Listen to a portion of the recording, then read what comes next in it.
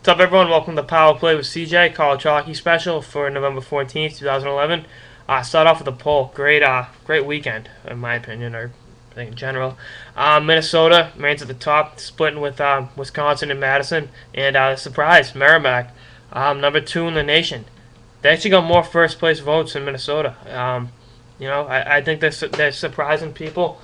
I think I don't think they're surprising themselves. I think having a great run last year, and despite losing some top end talent at DaCosta, being able to maintain that, it's awesome. It's awesome to see that as someone who obviously loves seeing the Hockey East teams do well. And I'm a big fan of the show, Mike Collins. Good to see him enjoying team success as well as individual success. Because you can score a lot and not do shit, and it's great to have both. And that's what you want to see. Be a key role in a winning program, which is I think one of the best things you can do. I think that's one of the best compliments you can get. Is in addition to playing well yourself, having the team success there too. Because hockey is probably the biggest team-oriented sport. And actually, we're going to talk about that. BC is number 3 in the country. Still great, despite losing a tough one yesterday, which we'll talk about. Notre Dame's at 4. Colorado College is at 5. Ferris State's at 6.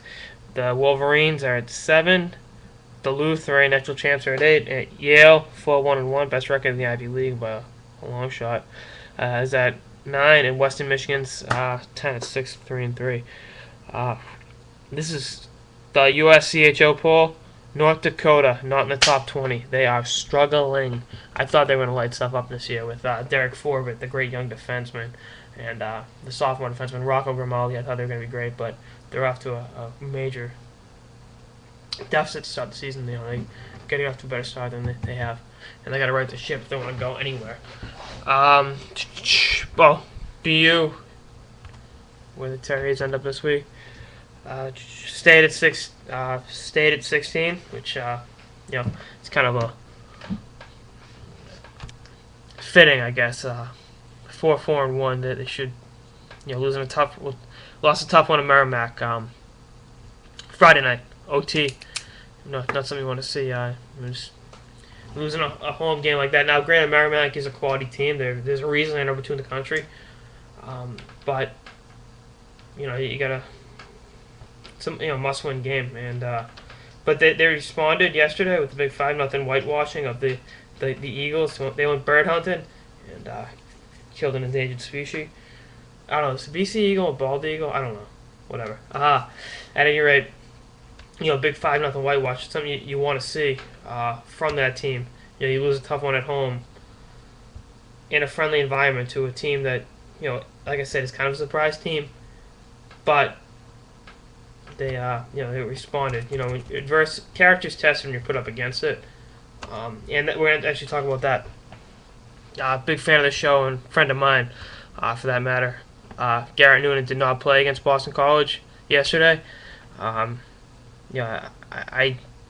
assume it was a DNP coach. Garrett, if it wasn't, please correct me. But I assume it was a DNP coach decision due to poor play Friday night, from what I heard. Like I said, Garrett, if it wasn't, I'm sorry. I stand corrected. But and Garrett tweeted last night, great win. I think the difference between hockey players and basketball players and other sports is the ego. Garrett tweeted that was a great win, and for someone to have to sit that game and then be in good spirits is something you can't teach, and something that when you put the team first, the individual success will come with it. And maybe scratching a top 4 defenseman is a wake-up call to the team and to Garrett as an individual. You want to see that, how you respond going forward. BU's got 2 big ones this weekend, UVM and UNH. Friday and Saturday night, both at Aganis. I can't wait to be there Saturday night against UNH.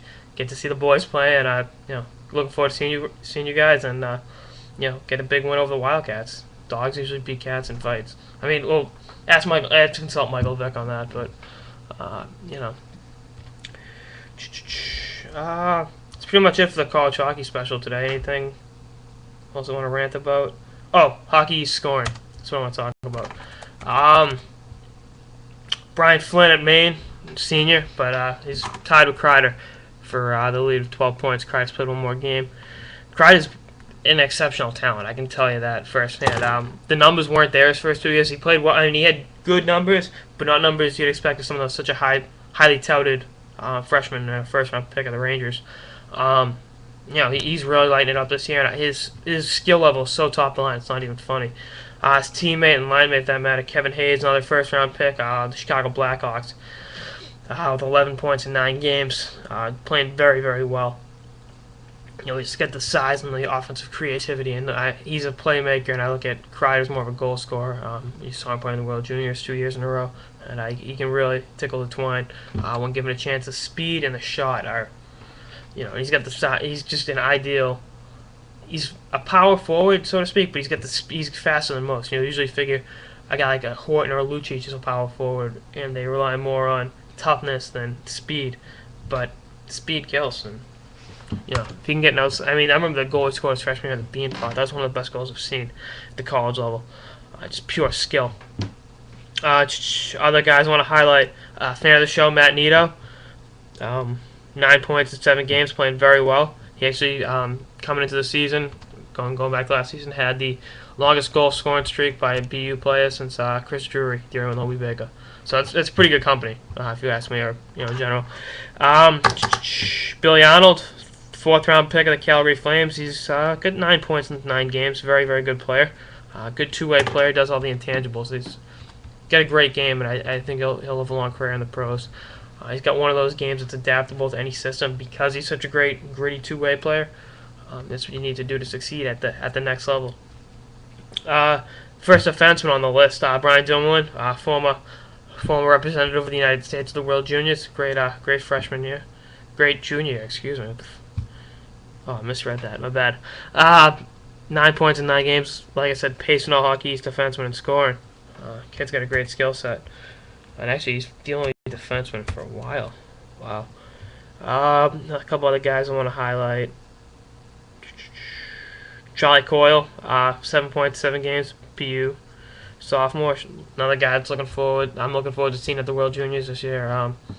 Another guy like Billy Arnold plays a solid two-way game that'll translate to the pro level. Will he be a big-time scorer in the ranks of professional hockey? I don't know. That remains to be seen. But if you can play a gritty two-way game, coaches will take you. So many offensive superstars don't make it because they can't adapt to play a bottom 6 forward role.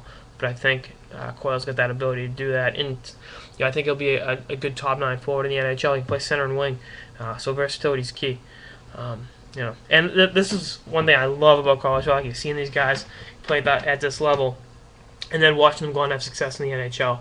Colin Wilson, a perfect example. Guy I loved watching play at BU, and now he's playing very well with the Nashville Predators. And he's another guy that, like those two, plays a solid two-way game. So even if the points aren't there, he's still hitting, back-checking, breaking out passes, doing the stuff that you can't put a statistic on. And that's the key to winning. As Wilson proved, won a national championship sophomore year at BU. About to wrap up. Any other guys want to highlight? Oh, fan of the show, Mike Collins is he's Hobie Baker candidate. Michael, 5 points, 5 goals and no assists. He's a goal scorer. Pavel Bore-esque. Well, Bore's a little bit fast, no offense, Mike, but that's pretty much it, guys. See everyone next week on the college hockey special, and I will keep the data episodes coming. Later, guys.